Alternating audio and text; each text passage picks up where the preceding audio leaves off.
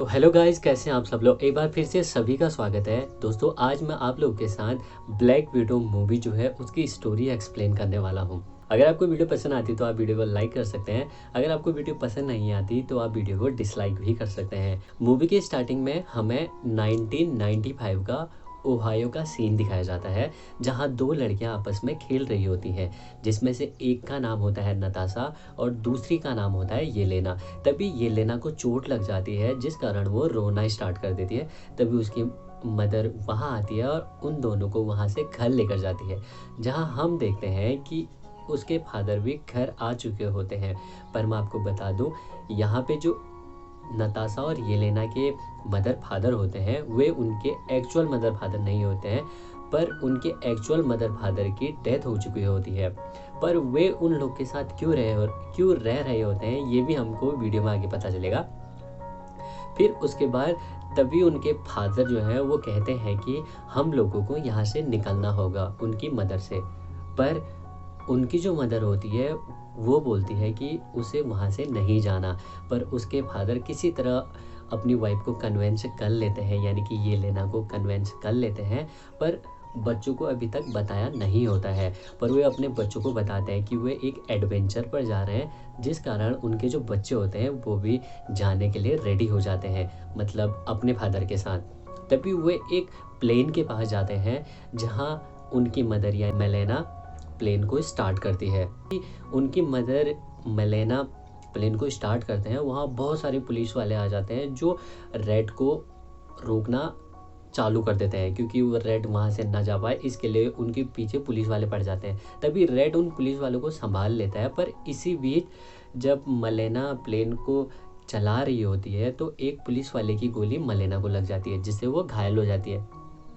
उसके बाद नताशा जो है वो प्लेन का कंट्रोल अपने हाथ में लेती है, और जो उसके फादर रेड होते हैं वो प्लेन के साइड वाले जो पार्ट होता है उसका उस पे लटके रहते हैं। नताशा जो है वो प्लेन को टेक ऑफ कर लेती है। यानी हम क्यूबा का सीन देखते हैं, जहाँ रेड अपने एक दोस्त से मिलता है जिसका नाम डेकॉप होता है।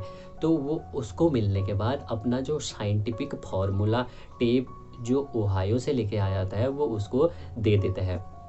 और साथ ही जो नताशा और येलेना होते हैं उनको भी रेड रूम के जो गार्ड्स होते हैं उनके हवाले कर देता है। पर रेड रूम के गार्ड्स के हवाले होने से पहले, जैसे वो लोग एक दूसरे से बिछड़ रहे होते हैं येलेना और नताशा, तो नताशा अपने और येलेना के बचपन की वाली फ़ोटो, जो उनकी साथ वाली फ़ोटो होती है, वो येलेना को दे देती है नताशा। तभी हमको 21 साल के बाद का सीन दिखाते हैं। फिर उसमें क्या होता है, नताशा बहुत बड़ी हो गई होती है और येलेना जो है वो रेड रूम का भी हिस्सा होती है और उसका एजेंट होती है। और हम देखते हैं कि येलेना मॉस्को में किसी का पीछा कर रही होती है जो रेड रूम का पहले हिस्सा रह चुकी होती है। उसके पास एक रेड केमिकल होता है जिसको वो हासिल करने के लिए उसका पीछा कर रही होती है। तभी येलेना जैसे ही उस लड़की पर अटैक करती है तो गलती से वो लड़की की डेथ हो जाती है। डेथ होने से पहले वो लड़की येलेना के हाथ में वो रेड फार्मूला पकड़ा देती है। तो उसको पता होता है, येलेना को पता रहता है कि इससे क्या काम किया जाता है। तो वो उस रेड फार्मूला को अपनी बहन यानी कि नताशा के पास फॉरवर्ड करवा देती है। तो नताशा यहाँ नॉर्वे में लाइफ स्पेंड कर रही होती है, जहाँ एक दिन वैनिटी वैन की लाइट जाने से वो जैसे पेट्रोल लेने जाती है अपने जनरेटर के लिए, तो उसकी कार में येलेना का दिया हुआ जो रेड फार्मूला होता है वो पड़ा रहता है पहले से ही। पर जैसे ही वो मार्केट साइड जा रही होती है तो एक ब्रिज पे एक टास्क मास्टर जो रेड फार्मूला को टारगेट कर रहा होता है, यानी कि जो डिटेक्ट कर रहा होता है कि कहाँ है, उसको हासिल करने के लिए जैसे वो ब्रिज पे पहुंची रहती है नताशा, तो उसकी कार को ब्लास्ट करवा देता है। तो इसमें उसके बाद टास्क मास्टर और नताशा के बीच बहुत ज़्यादा लड़ाई होती है, पर जिसमें नताशा वहाँ से रेड केमिकल को लेकर भागने में कामयाब हो जाती है। और जब वो दूसरी जगह निकलती है नदी के सहारे तो वो बहुत ज़्यादा घायल रहती है।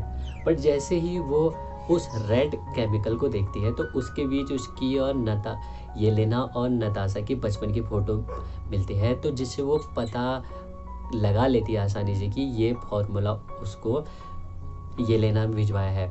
जब वो येलेना को ढूंढने बुदापेस्ट जाती है तो येलेना और नताशा के बीच बहुत ज़्यादा लड़ाई होती है। फिर उस लड़ाई में येलेना थोड़ा कमज़ोर होती है, तो जैसे ही उसकी जान जाने वाली होती है तो नताशा उसको छोड़ देती है। वे लड़ाई इसलिए करते हैं क्योंकि वे साबित करना चाह रहे थे कि कौन ज़्यादा शक्तिशाली है।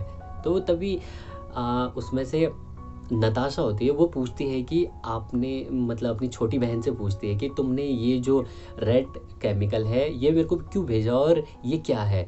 तो येलेना को पता होता है कि ये रेड रूम का जो एजेंट है उनको छुड़ाने में ये नताशा उसकी हेल्प कर सकती है। तो उसके बाद वो कहती है, वो लड़की येलेना बोलती है कि ये रेड फार्मूला जो है वो एक ऐसा एंटीडोट है, मतलब ऐसा साइंटिफिक तरीका है जिसके ब्लास्ट से तुम किसी के भी दिमाग के साथ खेल सकते हो, किसी का भी दिमाग तुम कंट्रोल कर सकते हो।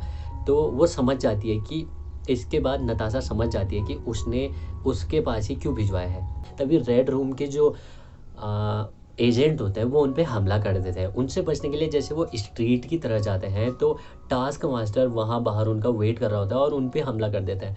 टास्क मास्टर के हमले से नताशा और येलेना दोनों घायल हो जाते हैं, पर येलेना उसमें ज़्यादा घायल हो जाती है और उसके हाथ में इतनी ज़्यादा चोट आ जाती है कि उसके हाथ से खून बहने लग जाता है। तभी नताशा और येलेना जब वहाँ से भागने में कामयाब हो जाते हैं तो वे लोग एक जगह जाते हैं जहाँ उनके दोस्त ने उनके लिए चॉपर रेडी रखा होता है। नताशा और येलेना उस चॉपर को लेकर एक जेल की ओर जाते हैं जहां रेड अरेस्ट होता है। तो नताशा के इंस्ट्रक्शन फॉलो करते हुए रेड अपने जेल से बाहर आ जाता है, जहां जहां से फिर ये तीनों मलेना के घर की ओर निकलते हैं। मलेना अभी भी रेड रूम का हिस्सा होती है, जो अभी भी साइंटिफिक प्रैक्टिकल कंटिन्यू करते रहती है। तभी जब नताशा, रेड और येलेना मलेना के घर पे पहुंचते हैं तो तभी मलेना एक तरीका दिखाती है जिससे कि वो एक पिग को अपने इंस्ट्रक्शन से कंट्रोल कर रही होती है, जिसे देख नताशा को बहुत बुरा लगता है और तभी उन दोनों के बीच बहस हो जाती है। इस बहस में जो येलेना होती है उसको बहुत बुरा लगता है और वो वहाँ से जाने लगती है। तभी उसको शांत करने के लिए रेड भी उसके साथ जाता है।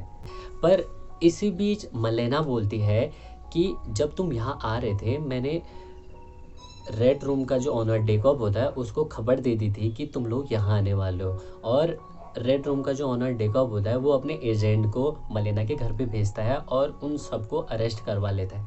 पर ये सब एक प्लान का हिस्सा होता है क्योंकि इससे वो जान सकते थे कि वो जो रेड रूम का ऑनर डेकॉब है उसको कैसे मारा जा सकता है, क्योंकि मलेना को पता था कि जो डेकॉब है उसके चारों ओर फेनोमोनल लॉग है, जो एक तरह की स्मेल होती है। जब तक उसकी स्मेल रहेगी तब तक कोई भी आदमी उस पर अटैक नहीं कर सकता था। ये खुद नताशा कंफर्म करने के लिए डेकॉब के पास जाती है मलेना बनकर। पर जैसे ही वो डेकॉब के पास जाती है तो डेकॉब को पता चल जाता है ये मलेना नहीं है बल्कि नताशा है। तभी डेकॉब पूछता है कि तुम यहाँ क्यों आई, तो वो नताशा बोलती है कि मैं तुम्हें यहाँ मारने आई हूँ। तो वो बोलता है चलो मेरे को मार के दिखाओ। तो जैसे वो उस पर हमला करती है नताशा, तो उस पर हमला नहीं कर पाती क्योंकि वो जो फेनोमोनल स्मेल होती है वो उसके चारों ओर काम कर रही होती है, जिस कारण वो उस पर हमला नहीं कर सकती है। दूसरी ओर हम देखते हैं कि जो मलेना, रेड और येलेना है वो अलग अलग जगह बंधे होते हैं। तो तभी मलेना अपने एक्चुअल रूप में आती है और रेड को उसके कमरे से बाहर निकाल देती है। तो फिर वो येलेना से बात कर रही होती है, तो रेड बोलता है तुम ऐसे कैसे बात कर रही हो। तो तब मलेना रेड को बताती है कि जब हम लोग वहाँ से निकल रहे थे तो मैंने एक ईयर सेट नताशा को दिया था, जिस कारण उसने एक येलेना के ईयर में फिट कर दिया होगा, जिस कारण मैं उससे बात कर पा रही हूँ। तभी वे दोनों वो उसको बताते हैं, तभी मलेना उसको बताती है कि तुम कैसे वहाँ से आज़ाद हो सकती हो, जिसको सुनकर वो वैसा ही करती है जैसा मलेना बोलती है और येलेना वहाँ से आज़ाद हो जाती है और फिर वो वहाँ से बाहर आती है। तभी जैसे ही मलेना और रेड भी बाहर आ ही रहे होते हैं, तभी टास्क मास्टर जो होती है वो उस पे हमला करने आ जाती है। अब मैं आपको बताता हूँ कि यहाँ पे टास्क मास्टर कौन होती है। टास्क मास्टर डेकॉब की बेटी होती है, जिसको बचपन में ही, जिसको मतलब जब वो छोटी रहती है तो नताशा ने उसको एक बार मारने की कोशिश करी थी, तो वो बम ब्लास्ट में बच जाती है। पर उसको साइंटिफिक तरीके से डेकॉब एक रोबोट टाइप बना देता है। पर नताशा जब उससे मिलती है, यानी कि टास्क मास्टर से मिलती है, तो उसको सॉरी बोलती है, पर वो उस टाइम कुछ रिएक्ट नहीं करती। और उधर दूसरी साइड हम देखते हैं कि नताशा और ये डेकॉब बात कर ही रहे होते हैं। वो उसको उकसाने की कोशिश करती है नताशा कि और तुम क्या क्या कर सकते हो ऐसा, जिसमें वो कामयाब भी हो जाती है और वो एक्साइटमेंट में सब कुछ बता भी देता है। तो तभी यहाँ पर जो नताशा होती है वो अपनी नोज को ब्रेक कर देती है कुछ टाइम के लिए, जिससे कि वो जो फिनोमिनल स्मेल है उसको स्मेल ना कर पाए, मतलब उसको सूंघ ना पाए। तो फिर उसके बाद वो उसको बहुत मारती है। जैसे उसको मारने ही वाली होती है, तभी उसको जो डेकॉब के ब्लैक विडो गार्ड्स थे वो वहां आ जाते हैं और नताशा पर हमला करने लग जाते हैं। जैसे नताशा को वो मारने ही वाले होते हैं, तभी वहां पे येलेना आकर वो जो रेड केमिकल होता है, रेड केमिकल एंटीडोट होता है, उसका ब्लास्ट कर देती है, जिससे कि वे सब लोग अपनी एक्चुअल कंडीशन में आ जाते हैं। उनको पता चल जाता है कि ये जो हम कर रहे हैं ये नताशा के साथ, वो गलत कर रहे हैं।